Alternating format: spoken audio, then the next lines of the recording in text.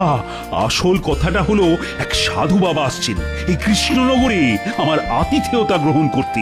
সাধু সাধু, মানে ভালোই তো, কিন্তু বেছে বেছে কৃষ্ণনগরেই কেন মহারাজ? কেনর থেকেও বড় প্রশ্ন হলো কোথা থেকে। না মানে সাধু বাবা কোথা থেকে আসছেন মহারাজ? ইনি যে সে সাধু নন, একেবারে হিমালয় থেকে আসা সাধু। দেশ বিদেশ পরিক্রমা করে উনি এবার আসছেন আমার রাজ্যে। ও, আপনার কি কপাল!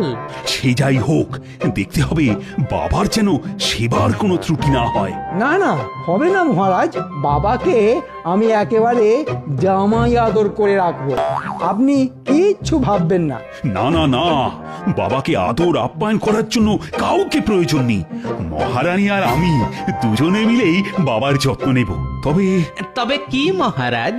তবে তোমরা ওনার দর্শন করতেই পারো। সাধু বাবাকে গুরুদেব বানিয়ে আমি আমার সমস্ত মনোবাঞ্ছা পূরণ করব।